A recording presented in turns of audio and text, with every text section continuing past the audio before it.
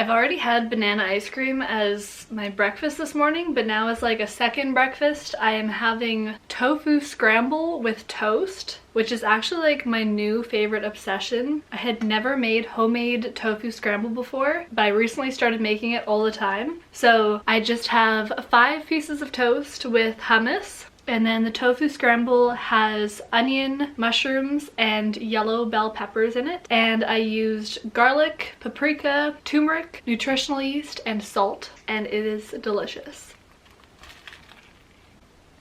Ah! Everywhere I go, I'm plant-based dripping. Hello everyone, and welcome back to another video. So I posted a video a few months ago about my struggle with severe blushing, social anxiety, or sometimes called erythrophobia, and I was not anticipating the massive amount of responses that I got from that video.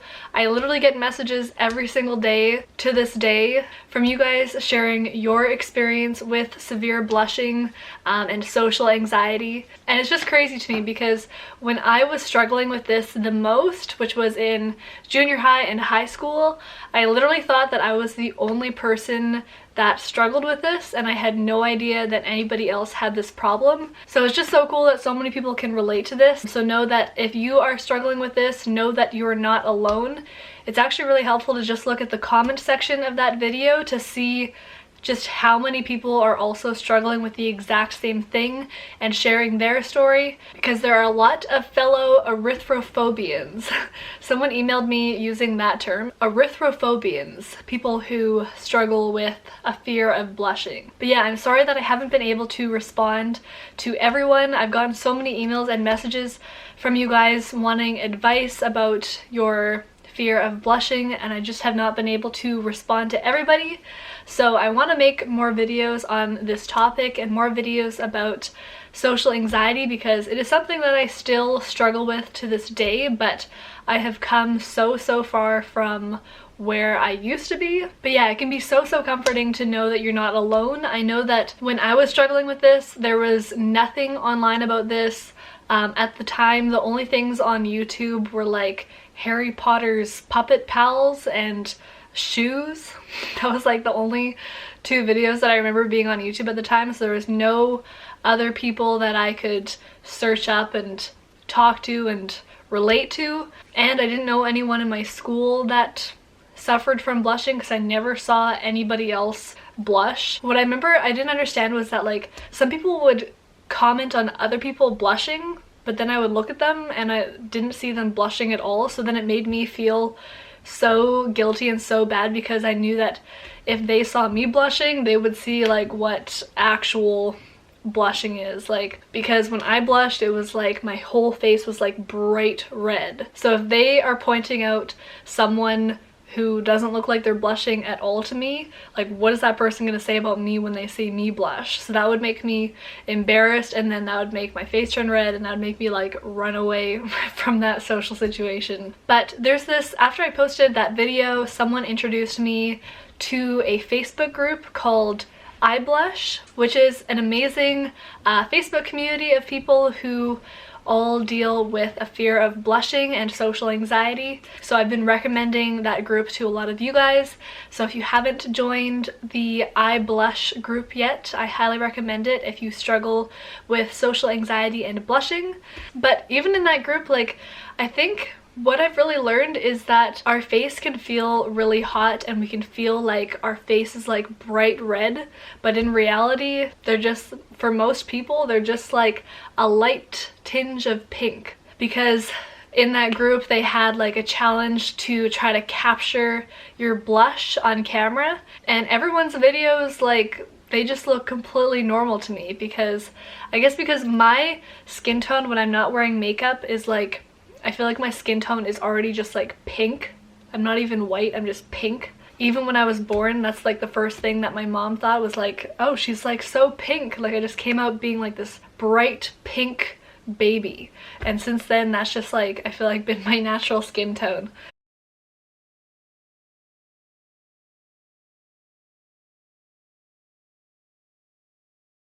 So because my skin is like already pink, when I blush, it's like bright red. But for most people, I think that it feels a lot worse in their head than it actually is, because when I look at them, like, I wouldn't even be able to tell that they're blushing, to be honest with you. So our mind makes us think that it's so much worse than it actually is, and makes us feel like it's like the end of the world and it can like really ruin our lives. But then from an outsider's perspective, like, they probably can't even tell that you're actually blushing or that anything is wrong.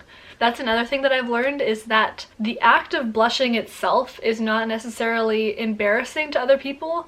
It's the behaviors that you do when you're blushing. So because of my blushing, I would do like very strange things. Like in junior high and high school, I would just like abruptly leave conversations because I was like starting to blush, or it probably seemed like really rude to people because I would just like, they probably thought that I didn't want to listen to what they had to say, because I would just like try to end the conversation as quickly as possible so that I could like leave, because I knew that my face was gonna turn bright red. But the reality is, like, they didn't really care about my blushing, and they just wanted to have a conversation with me, and it probably felt rude that it seemed like I just wanted to leave the conversation early, because they probably thought that I just wasn't interested in what they were saying.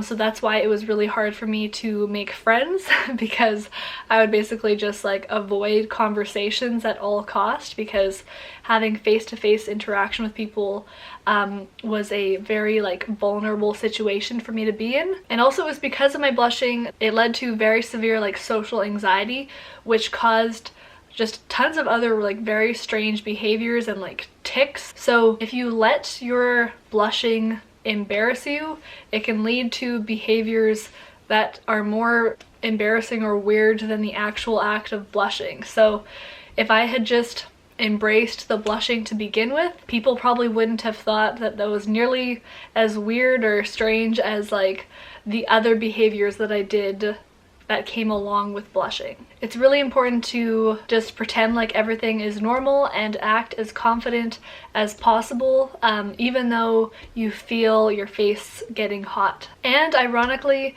doing the opposite thing of what your mind is telling you to do actually helps to stop the blushing. So when I would start to blush, I would just want to put my face down, and I would just want to like hide and not talk at all. But ironically, doing the exact opposite of that actually helped to cool down my face and stop the blush from coming on. So if I just sat up in good posture and I just had my face up and tried to enter the conversation and to talk, the blushing would actually go away. I found that like if I just continue talking, or if I just try to keep confident and try to talk whenever I could, it actually helped to stop the blushing. It's when I was just sitting there listening to other people that I had time to worry about the blush coming on, and that's when I would start to blush. But when I talk, I have to think about what I'm saying, so that actually prevents the blushing. I sometimes even find that like when I would do presentations, my face could be not turning red the whole time that I was speaking during the presentation, but it was like when I sat back down that my face would turn bright red. So actually forcing yourself to talk and forcing yourself to pretend like you're confident by sitting up and keeping your head up, that can actually really help to prevent blushing. And keep in mind that like as long as you tell your brain that blushing is something that you're afraid of, your brain is going to want to keep that on your mind because it thinks that it is a threat to your survival. So it wants to keep you on alert. But as you know, when we're constantly worried about blushing, we're more likely to blush and turn red. So if it's something that you are afraid of, then it's going to be on your mind, and then you're going to be more likely to blush. So the key really is acceptance, and accepting that blushing is a part of you. Like, you aren't going to die from blushing. I know that it feels like it's the end of the world when our face turns bright red, but the reality is your survival is not at risk, but it can feel like it because we are worried about being ostracized, we're worried about being excluded, we're worried that people will think that we're weird and that they won't like us. But the reality is, people that you should care about most do not care about your blushing, but rather just care if you are a nice, genuine person. So the most important thing is to not let your blushing get in the way of your relationships, and just, even though you're blushing, say you were just like bright red 24/7. What matters most is that you're still connecting with others and you're being kind to others, and you just go about your daily life as normal. Because at the end of the day, people really don't care about your blushing. They care about who you are as a person. And you can even use it as like basically like a sifter, or like, what's a good analogy? Like, it's like a way to find out about who you want to be in your life. Because if there's people that are making fun of you for your blushing, like obviously you do not want those people as friends or as partners, or you don't want them as people in your life. So your blushing is actually a gift because it shows you who really matters and who you should actually be keeping in your life. You really do have to accept that blushing is a part of you, because if it's something that you're afraid of and if it's something that you're ashamed of, then you can let it ruin your whole life basically. And by accepting it, you actually will not be blushing nearly as much, because you're not going to be thinking about it or worrying about it, and so you won't be blushing as much. But yeah, keep in mind that your mind makes it feel so much worse than it actually is. If you were to look in the mirror when your face feels so hot, then you would find that your face isn't actually as red as your mind is telling you it is. What has really helped me most, I would say, is getting a job in customer service, because it forces you to talk to people every single day. It was really helpful for me, but it was like absolutely terrifying. I remember like when I got my first job, I was just like crying at the end of each day because it was like so out of my comfort zone for me, and it was so uncomfortable for me. But it's what really helped me to grow and build up my confidence and improve my communication skills and learn how to actually talk to people, because I honestly felt like due to my blushing and social anxiety, I had like, my communication skills were horrible. Yeah, I didn't even know how to like hold a conversation with people or like act normal. I felt like just an absolute freak basically. But by forcing myself to work at a job where I had to talk to the public every single day, that was actually very, very beneficial for my social anxiety and for my blushing and for building up my confidence. Even though it's really, really comfortable to work at a job where you don't have to talk to people or work from home or not have a job at all, it's comfortable, but it's not actually going to make you happy in the long term, because you aren't going to be growing and you're going to still have this problem. And so I really encourage you to get outside of your comfort zone. If you're not working at a job where you have to talk to people every day, I really encourage you to take a class that is outside of your comfort zone. For example, I enrolled in dance classes at age 16 for the first time ever, and I had always wanted to join a dance class, but I was just too terrified before. So enrolling in a class that you really want to do but you're scared to do it, I really encourage you to do that. And the next time you blush, I want you to practice keeping your head up and maintaining good posture, and continue talking whenever possible and just pretending like everything is normal. The saying, fake it until you make it, is so fitting here, because that's really honestly what I had to do. I had to fake it till I made it. And that was really helpful for overcoming my social anxiety, was just like pretending, even though I was not confident in that social situation at all, just having the body language as if I was confident, and that tricked my mind into thinking that I was a lot more confident than I actually was. And then eventually, by doing that over and over and over again consistently, it helped to actually increase my genuine confidence. And I still definitely struggle with social anxiety to this day, but it's like night and day from where it used to be. And there's still certain things with my social anxiety that I really struggle with to this day. I really struggle with eye contact. Like, I start like overthinking things way too much, and I'm like, what eye do I look in? Like, how much am I like looking at them in a weird way? If I'm with someone that I'm like slightly intimidated by, or they're like a new person, then I really start to overthink things, and then I'm like become a bit self-conscious about like how I'm looking at them. What I struggle with to this day still is eye contact and like not being weird with eye contact. If it's with someone that I'm like comfortable with, or I've like known them for a really long time, then I'm not even thinking about it. But it's when I start thinking about it that I start over analyzing it, and then it becomes weird.